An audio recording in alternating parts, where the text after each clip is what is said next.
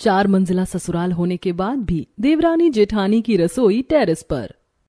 आज महेंद्र प्रताप जी अपने बेटों के साथ अपनी किराने की दुकान पर बैठे हुए कभी दीवार पर लगी घड़ी को देख रहे थे तो कभी बंद पंखे की तरफ और पानी के खाली मटके की तरफ देखकर सोच रहे थे। पता नहीं क्या हो गया है आज इतनी देर हो गई है और अभी तक बहुएं नाश्ता लेकर नहीं आई।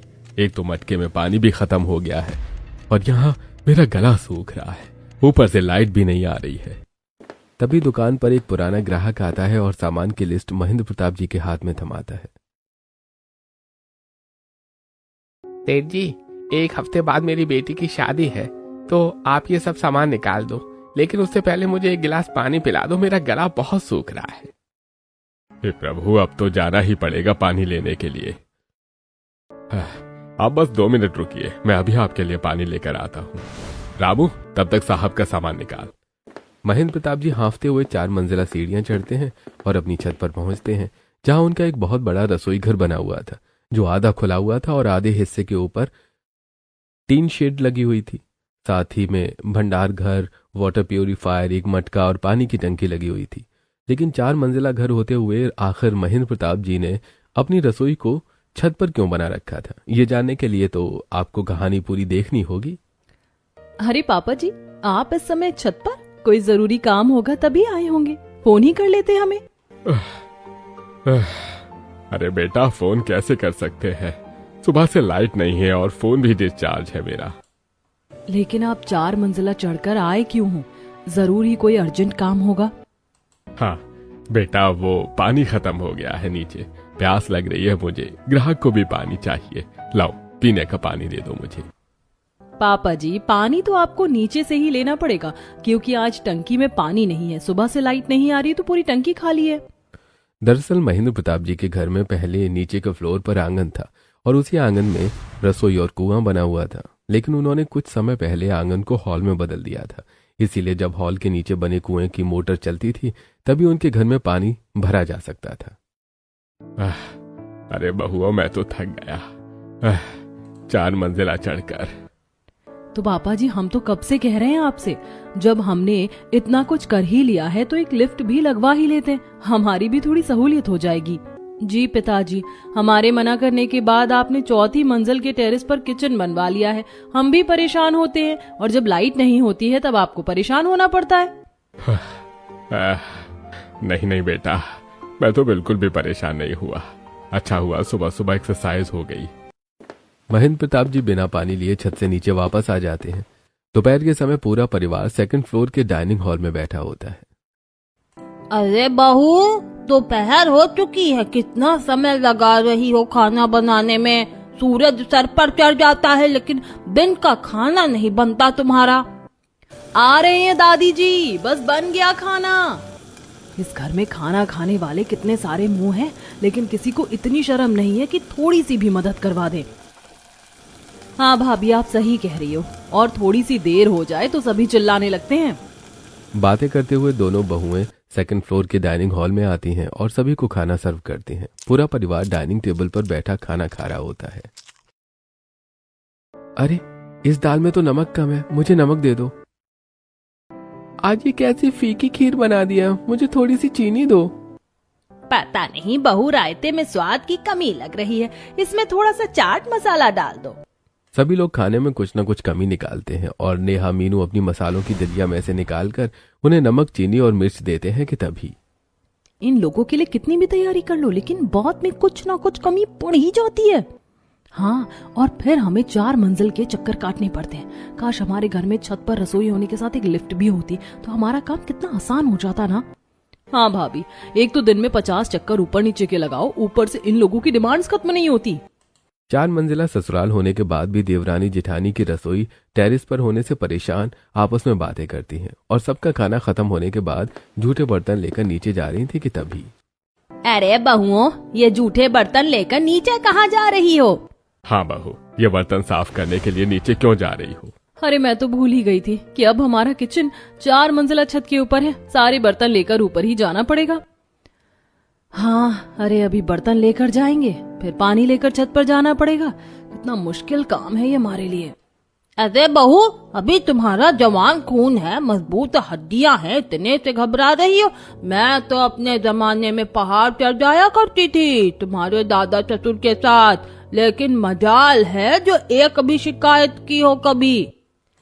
हाँ, क्योंकि पहाड़ चढ़ना आपकी मजबूरी थी, लेकिन हमारी क्या मजबूरी है। आज सब कुछ होते हुए भी हमें फालतू की मेहनत करनी पड़ रही है।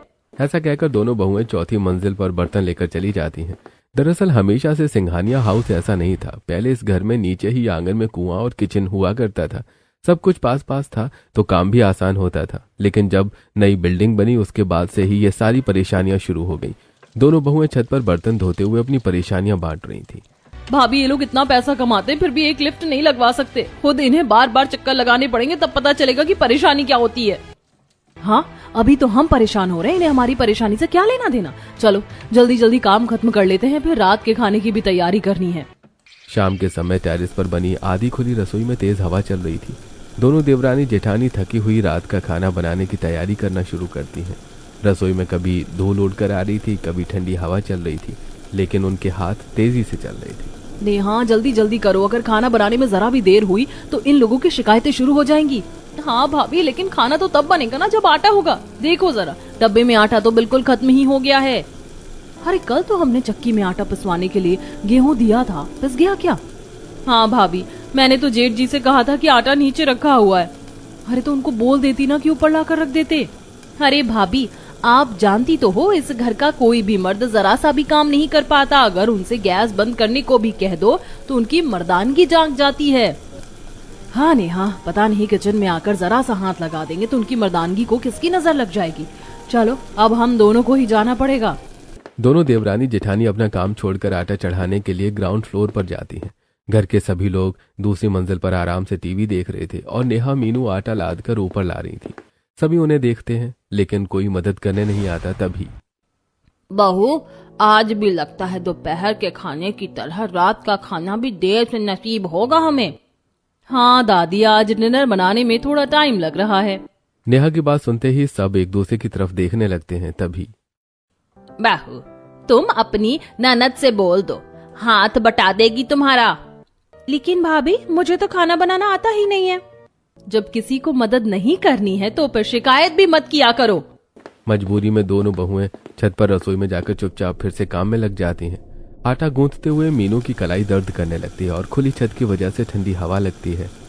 ये टेरेस पर खाना बनाना कितना मुश्किल है ना। कभी हवा से मिट्टी आ जाती है, कभी कोई पक्षी। हाँ भाभी, लेकिन क्या करें, हमारी मजबूरी है। बातें करते हुए दोनों रात का खाना बनाकर तैयार करती हैं और सारे बर्तन उठाकर सेकंड फ्लोर के डाइनिंग एरिया में ले जाती हैं, जहां सब पहले से ही खाने के इंतजार में बैठे होते हैं। जल्दी से खाना दो, हमें भूख लगी है। भाभी, मुझे सबसे पहले एक गिलास पानी देना, प्यास लगी है। और भाभी, मेरे लिए थोड़ी दही लेकर आओ, मुझे ये सब्जी अच्छी नहीं लग रही है। दोनों बहुएं बेमन से जल्दी जल्दी घर वालों की सारी डिमांड पूरी करती हैं। तभी बहू, लगता है आज तूने रोटी बनाने से पहले आटे में लोच नहीं दिया। मुझसे तो ये रोटी नहीं चबाई जाएगी। एक काम करो, मेरे लिए दलिया बना लाओ। ठीक है दादी जी, मैं अभी बना लाती हूँ। दादाजी की बात सुनकर मीनू छत पर फिर से दलिया बनाने के लिए जाती है। उसके जाने के बाद बहू, मीनू को फोन करके बोल दे कि मेरे दलिया में नमक कम डाले। लेकिन दादी जी, भाभी का फोन तो नीचे ही रखा है, मैं जाकर ही बोल देती हूँ। ऐसा कहकर नेहा छत पर जाती है और हम चाहे कितनी कोशिश कर लें, लेकिन इन लोगों को खुश करना मुमकिन ही नहीं है। हाँ भाभी, कभी नमक कम है, कभी ज्यादा है, कभी मिर्च कम लगती है तो कभी ज्यादा लगती है। ये लोग हमें परेशान करने का कोई ना कोई नया तरीका ढूंढ ही लेते हैं। लेकिन अब तो बहुत हो गया, अब तो घर वालों से बात करनी पड़ेगी। हाँ भाभी, लेकिन पहले सबको खाना खिला देते हैं। दोनों बहुएं ऐसा कहकर सभी लोगों को खाना खिलाती हैं और सब लोग खाना खाकर छत पर आकर बैठ जाते हैं। नेहा मीनू उसी आधी खुली टेरेस वाली रसोई में सफाई कर रही होती हैं, जिसमें हवा के साथ साथ धूल उड़कर आती है। तभी देखो जरा इन लोगों को, अगर किसी काम की बोलो तो ये छत पर आ नहीं सकते, और देखो खाना खाकर कैसे टेरेस पर आराम से बैठे हैं। हाँ भाभी, आज तो इन लोगों से बात करनी ही पड़ेगी। मैं तो आज थक गई ऊपर चढ़ने में, कितनी थकान हो जाती है। मेरे तो पैर बहुत ज्यादा दर्द कर रहे हैं। दादी माँ, हम कई बार आपके बेटों से कह चुके हैं कि इस घर में लिफ्ट लगवा ली जाए, लेकिन हमारी बात कोई सुनता ही नहीं है।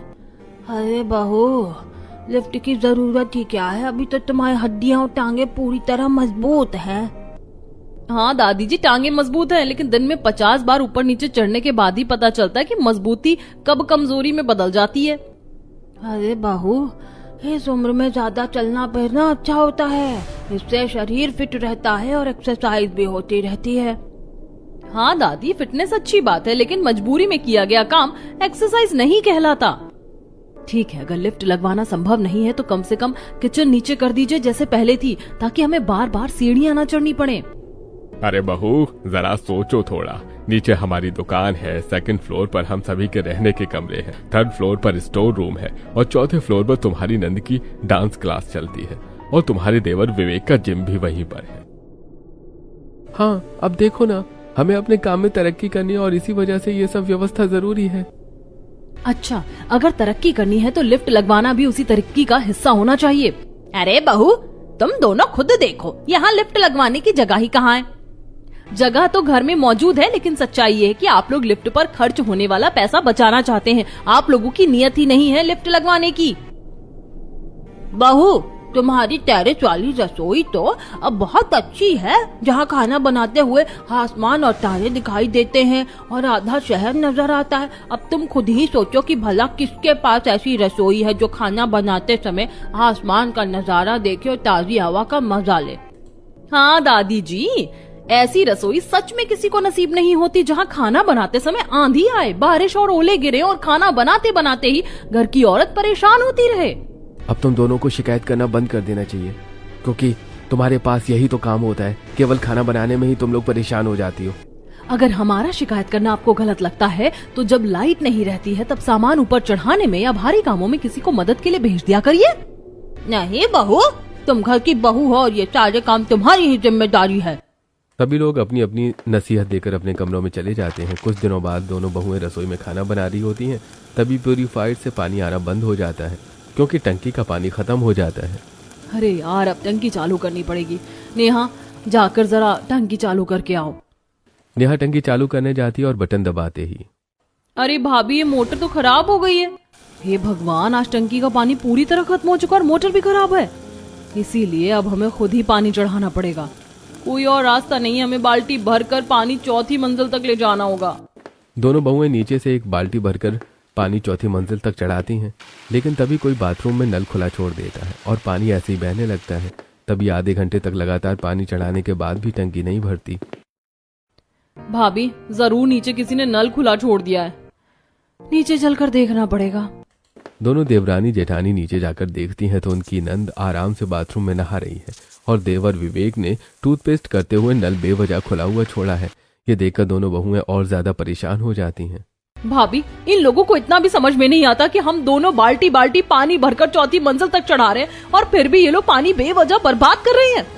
इन सबको पता है कि मोटर खराब है, फिर भी किसी को हमारी परेशानी से कोई मतलब ही नहीं है। इसके बाद दोनों बहुएं चुपचाप सारे खुले नल बंद और पानी की मोटर बंद कर देती हैं और थकान के बावजूद वो फिर से ऊपर जाकर खाना बनाने लगती हैं और हमेशा की तरह सबको खाना परोसती हैं। खाना खाते समय, तुम लोग खाना बनाने में बहुत देर कर देती हो और एक जिम्मेदारी भी ठीक से संभाल नहीं पा रही हो। हाँ, अगर हमारी तरह तुम्हें भी बाहर का काम करना पड़ता तो पता नहीं तुम क्या करती। अगर आपको हमारा काम इतना आसान लगता है तो कभी हमारी मदद ही कर दिया करिए। कम से कम हमारी तकलीफ तो समझने की कोशिश कीजिए। सभी को खाना खिलाने के बाद नेहा अपनी जेठानी मीनू से कहती है, चलिए भाभी, सारे जूठे बर्तन धोकर रख देते हैं। दोनों देवरानी जेठानी थकी होने के बावजूद बिना कुछ बोले बर्तन धोने के लिए चौथी मंजिल की रसोई में चली जाती हैं। उसी समय ऊपर रश्मि की डांस क्लास चल रही होती है। भाभी, मुझे मेरी एनर्जी ड्रिंक चाहिए, जरा लाकर दे दीजिए। नेहा नीचे से एनर्जी ड्रिंक लेकर ऊपर जाती है। अरे भाभी, मैंने ये ड्रिंक नहीं मांगी थी, दूसरी ड्रिंक मांगी थी, वो लाकर दीजिए। रश्मि की बात सुनकर नेहा बिना जवाब दिए ऊपर जाती है और दूसरी ड्रिंक लेकर फिर नीचे जाती है। उसी दौरान जिम में मौजूद देवर विवेक आवाज देता है, भाभी, मुझे प्रोटीन शेक चाहिए, मेरा प्रोटीन शेक भी बना लाना। नेहा ऊपर वापस जाकर अपने देवर विवेक का प्रोटीन शेक लेकर नीचे जाती है और अपने देवर को देती है। अरे भाभी, आपको इतना भी नहीं पता कि शाम के समय मैं इस बोतल में नहीं अपने दूसरे सिपर में प्रोटीन लेता हूँ और मुझे बनाना फ्लेवर वाला प्रोटीन ला कर दो। नेहा फिर से चौथी मंजिल रसोई में जाती है और दूसरी बोतल लेकर आती है। इस तरह दोनों बहुएं बार बार ऊपर नीचे जाती हैं और बहुत ज्यादा परेशान हो जाती हैं। तभी नीचे दुकान पर बैठे उनके पति का फोन आता है। मीनू, जल्दी से मेरे लिए नीचे दुकान में पानी लेकर आओ, यहाँ पानी खत्म हो गया है। ठीक है, अभी लेकर आती हूँ। मीनू एक गिलास पानी लेकर नीचे आती है और रोहित को पानी देती है। तभी, अरे मीनू, मैंने तो नींबू पानी के लिए कहा था। मुझे काफी थकान हो रही है, इसलिए नींबू पानी लाकर दो।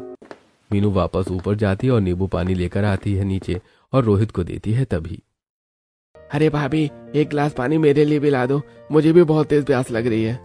मीनू फिर से ऊपर जाती है और अब की बार नेहा को पानी लेकर भेजती है। नेहा पानी लाकर मुकुल को देती है। अरे मुझे ठंडा पानी नहीं बल्कि गर्म पानी चाहिए, जाओ जाकर गर्म पानी लेकर आओ। 2 मिनट पानी को रखे रहने दो, पानी अपने आप गर्म हो जाएगा।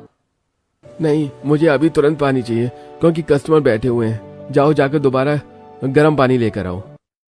नेहा दोबारा से ऊपर जाती है और गर्म पानी लाकर मुकुल को दे देती है। दोनों बहुएं ऊपर नीचे के चक्कर लगाकर परेशान हो जाती हैं। भाभी, मुझे तो बहुत ज्यादा थकान हो गई, लेकिन इस घर में हमारी थकान और परेशानी किसी को दिखाई नहीं देती। आज तो मैं भी परेशान हो गई हूँ, काम करते करते रात हो गई है। चलो चलकर सो जाते हैं। दोनों बहुएं काम खत्म करके सेकंड फ्लोर पर बने हुए अपने अपने कमरों में जाकर थककर सो जाती हैं और दोनों नींद में एक सपना देखती हैं। नेहा के सपने में सभी घर वाले उससे पानी मांग रहे होते हैं।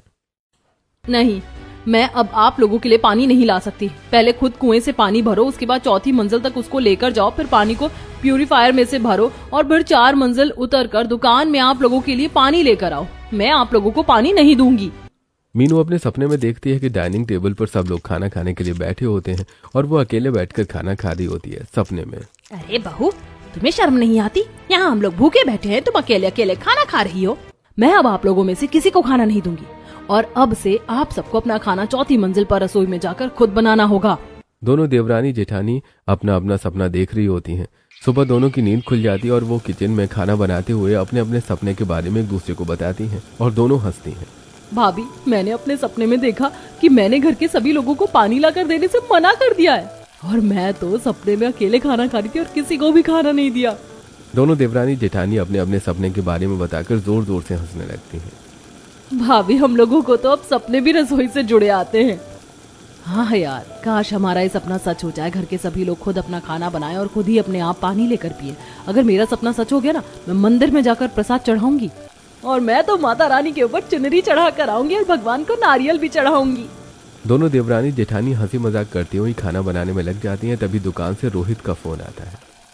मीनू, मेरे लिए दुकान में जरा एक गिलास पानी लेकर आओ। हाँ, अभी लेकर आती हूँ। मीनू पानी लेकर नीचे जा ही रही होती है कि तभी डाइनिंग हॉल वाले कमरे से उसकी नंद का फोन आता है। भाभी, मुझे भूख लग रही है, मेरे लिए नाश्ते में कुछ खाने के लिए मुझे नीचे दे जाओ। हाँ ठीक है, अभी लेकर आती हूँ। मीनू एक हाथ में पानी और एक हाथ में पोहे की प्लेट लेकर नीचे जा रही होती है और जाते समय सीढ़ियों पर उसका पैर फिसल जाता है। तभी नेहा उसे बचाने के लिए आगे बढ़ती है, लेकिन वो भी फिसल जाती है और इसी वजह से नेहा का हाथ टूट जाता है और मीनू का पैर टूट जाता है। उई माँ, मर गई, मेरा हाथ टूट गया। अरे राम रे, मेरा तो पैर टूट गया, आज तो जान निकल गई। राम रे। दोनों देवरानी जेठानी दर्द से चिल्लाने लगती हैं और उनकी आवाज सुनकर सभी घर वाले भागते हुए उनके पास आते हैं और उन्हें तुरंत सिविल हॉस्पिटल ले जाते हैं और एडमिट करते हैं। डॉक्टर तुरंत उनका इलाज करते हैं। देखिए महेंद्र प्रताप जी, आपकी दोनों बहुएं अब सीढ़ियां नहीं चढ़ सकती और न ही भारी सामान उठा सकती हैं। इन्हें जब तक इनकी हड्डी नहीं जुड़ती तब तक बेड रेस्ट करना पड़ेगा। दोनों बहुएं अस्पताल में एक ही कमरे के पास आसपास बेड पर लेटी हुई होती हैं। नेहा के हाथ में प्लास्टर चढ़ा होता है और मीनू के पैर में प्लास्टर चढ़ा होता है। डॉक्टर की बात सुनकर दोनों देवरानी जेठानी एक दूसरे से कहती हैं, भाभी, लगता है हमारा सपना सच हो गया और हमारी मन्नत भी पूरी हो गई है। हाँ शायद, लेकिन अब ना तो हम मंदिर जा सकते और ना ही प्रसाद, नारियल और चुनरी चढ़ा सकते हैं। दोनों देवरानी जेठानी एक दूसरे की बात सुनकर हंसने लगते हैं। तभी उनके घर वाले परेशान हो जाते हैं। इन दोनों को तो काफी चोट लग गई है, अब चौथी मंजिल वाली रसोई में खाना कौन बनाएगा? मम्मी, मुझसे तो उम्मीद रखना मत, मैं खाना नहीं बना पाऊंगी। एक काम करो, कुछ समय के लिए नौकर रख लो। नौकर रखने की क्या जरूरत है, हम लोग मिलकर खुद सब काम संभाल लेंगे और आप लोग भी तो हमारे साथ हो, सभी मिलकर करेंगे तो हो जाएगा। इस उम्र में अब मुझसे तो काम होगा नहीं। चौथी मंजिल पर चढ़ना उतरना मेरे बस की बात नहीं है और ना ही तेरी ये माँ काम कर पाएगी। अरे आप लोग अकेले काम थोड़े ना करोगे, हम लोग है ना, हम लोग आपकी मदद करवाएंगे। इसके बाद कुछ दिनों तक घर के लोग मिलकर काम करते हैं। मुकुल और रोहित अपनी पत्नियों का ध्यान रखने के लिए अस्पताल में रुकते हैं और घर का ज्यादातर सारा काम बाकी घर वालों को करना पड़ता है। 1-2 दिन सभी मिलकर काम करते हैं और 2 दिन बाद अचानक टंकी की मोटर खराब हो जाती है। अरे रश्मि विवेक, ये मोटर खराब हो गई, अब तुम लोगों को नीचे से ऊपर पानी लेकर आना पड़ेगा और टंकी को भरना पड़ेगा। मम्मी मुझे परेशान मत करो, मैं इतने ऊपर नीचे के चक्कर नहीं लगा पाऊंगी। मम्मी आप लोगों ने तो परेशान करके रख दिया है, बार बार ऊपर नीचे के चक्कर लगाने पड़ रहे हैं। हमसे इतना काम नहीं होगा, खुद ही कर लो। बहू मैंने भी सुबह से ऊपर नीचे के 4 बार चक्कर काट लिए हैं। अब मैं छत पर जाकर खाना नहीं बना सकती, छत पर जाकर तुझे ही खाना बनाना पड़ेगा। मैं भी परेशान हो गई हूँ, बार बार 4थी मंजिल से ऊपर नीचे खाना लाना पड़ता है। मैं बुढ़ापे में कितना काम करूंगी। उस दिन सभी लोग डाइनिंग टेबल पर खाना खाने के लिए बैठे होते हैं। अरे तुम लोग खड़े क्यों हो, जाकर खाना लेकर आओ, सभी को भूख लग रही है। कविता जी सबको खाना दो। आज घर में खाना नहीं बना क्योंकि टंकी खराब हो गई थी और कोई भी कुएं में से पानी भरकर लाने को तैयार नहीं था, और इस उम्र में 4 मंजिल पानी लेकर जाना हमारे बस का नहीं है। मैं तो 1 महीने में ऊपर नीचे के चक्कर लगाकर परेशान हो गई हूँ, ऊपर से तुम सबकी फरमाइश खत्म नहीं होती। हाँ सच में 4थी मंजिल पर जाकर आंधी तूफान पक्षियों और बंदरों के बीच खाना बनाना सच में बहुत मुश्किल काम है। हाँ, ऊपर नीचे पानी लेकर आने जाने में मेरा तो वजन कम हो गया है। ना तो मैं अपनी डांस क्लास कर पा रही हूँ और ना ही ये विवेक अपना जिम। हाँ सही कहा, हम अपनी बहू को कितना परेशान करते थे और जब बहुएं हमसे कहती थी तो हमें वो मजाक लगता था। सभी घर वालों को एहसास होता है कि घर का काम कितना थकाने वाला और मुश्किल भरा है, और पैसा बचाने के चक्कर में उन्होंने बहुओं की तकलीफ को नजरअंदाज किया। तभी अब ये मेरा आखिरी फैसला है कि या तो घर में लिफ्ट लगाई जाएगी या फिर रसोई पहले की तरह नीचे शिफ्ट की जाएगी। देखो पहले की तरह रसोई नीचे जाना बिल्कुल इम्पॉसिबल है, क्योंकि दुकान इतनी बड़ी हो चुकी है कि नीचे अब जगह ही नहीं बची है। जो थोड़ी सी जगह बची है वो भी सिर्फ इसलिए छोड़ी है क्योंकि वहाँ कुआं है। तो अगर घर के सभी लोगों को खाना खाना है तो या तो बाहर से खाना मंगवाइए या फिर लिफ्ट लगवाइए, क्योंकि अब हमारी हड्डियां और सहन नहीं कर सकती। हाँ, क्योंकि जितना पैसा आप लिफ्ट ना लगवाने के चक्कर में बचा रहे हैं उससे कहीं ज्यादा खर्च आपको हमारे घुटनों का ऑपरेशन करवाने में करना पड़ेगा। वैसे भी लिफ्ट ना होने की वजह से ही बहुओं के साथ ये हादसा हुआ है और उसका खर्चा पहले से ही चल रहा है। ठीक है, अगर तुम्हें काम नहीं करना है तो रहने दो, हम खुद सारा काम कर लेंगे। इसके बाद कुछ दिनों तक घर के सभी मर्द खुद पानी ढोते हैं, रसोई का सामान ऊपर नीचे ले जाते हैं और सारा काम खुद करने की कोशिश करते हैं। कुछ ही दिनों में सब पूरी तरह थक जाते हैं। पानी ढोना, सामान ले जाना और सीढ़ियां चढ़ना उनके लिए मुश्किल हो जाता है। जब सभी बुरी तरह परेशान हो जाते हैं तभी एक दिन मुझे लगता है कि अब तो लिफ्ट लगवानी ही पड़ेगी, क्योंकि घर का काम करना वाकई में बहुत मुश्किल है। घर में लिफ्ट का काम शुरू हो जाता है। जब तक घर में लिफ्ट लगने का काम चलता है तब तक टेरेस पर एक अस्थायी रसोई बनाई जाती है। सभी मिलकर खाना बनाते हैं। कुछ दिन बाद पूरा परिवार हॉस्पिटल में मौजूद होता है। डॉक्टर डिस्चार्ज के पेपर बनाते हैं। आपकी दोनों बहुएं अब पूरी तरह से ठीक हैं और दोनों को आज डिस्चार्ज किया जा रहा है। नेहा, मीनू, खुशखबरी है, अब तुम डिस्चार्ज हो रही हो। माँ जी, आपके लिए तो खुशखबरी ही है क्योंकि अब आपको किसी को खाना नहीं बनाना पड़ेगा, लेकिन हमारे लिए खुशखबरी नहीं है। जब हमारे हाथ टूटे थे तब हमें बहुत तकलीफ थी, लेकिन हम आराम में थे। हमें टेरेस वाली रसोई में रोज जाना नहीं पड़ता था। बेटा, अब फिर से तुम्हें अपनी पुरानी जिंदगी में लौटना पड़ेगा और वही परेशानी झेलनी पड़ेगी। हाँ, अब ध्यान रखना कहीं फिर से हाथ पैर न तुड़वा लेना, ताकि आराम करने का बहाना मिल जाए। अपनी दादी की बात सुनकर नेहा और मीनू मन ही मन सोचती हैं, हम लोग 1 महीना इतनी तकलीफ से गुजरे हैं और इन्हें अब भी लगता है कि हमने जानबूझकर काम से बचने के लिए बहाना बनाया था। दोनों बहुएं घर लौटती हैं तो नेहा इधर उधर देखकर कहती है, चलो हॉस्पिटल के बिस्तर से निकलकर वापस घर तो आ गए। भाभी, आपको घर में कोई बदलाव नजर आया? कौन सा बदलाव? हाँ बहू, जब तक तुम कहती रही हमने बात नहीं मानी, लेकिन जब हमें खुद ये सब काम करना पड़ा तब हमें समझ आया कि तुम्हारी तकलीफ कितनी बड़ी थी। हाँ बहू, हमने न केवल खर्चा किया बल्कि बहुत कंजूसी भी की है और लिफ्ट ना लगवाकर बहुत बड़ी गलती की। अगर हमने पहले ही लिफ्ट लगवा ली होती तो तुम्हारे साथ ये हादसा नहीं होता। उस गलती के जिम्मेदार हम ही हैं। लिफ्ट देखकर देवरानी जेठानी की आंखों में खुशी आ जाती है। इसी खुशी में आज रात हम आप सबका मुंह मीठा करवाएंगे। पूरा परिवार पहली बार लिफ्ट में साथ जाता है। टेरेस वाली रसोई में पहुंचकर नेहा और मीनू कहती हैं, जिंदगी में पहली बार इस रसोई में आकर हमें खुशी महसूस हो रही है। दोनों मिलकर सबसे अच्छे खाने का प्लान बनाती हैं और खाना तैयार करती हैं। खाना बनाकर सबको सेकंड फ्लोर पर सर्व किया जाता है। अरे खाने में नमक कम है। खीर में शक्कर ज्यादा है। अरे अब तो लिफ्ट लग गई है, अभी ले आते हैं। अरे बहू, हम तो मजाक कर रहे हैं। अब हमें छोटी छोटी कमियां मंजूर हैं। इतने लोगों के लिए खाना बनाना आसान नहीं होता, ये बात अब हमें समझ आ गई है।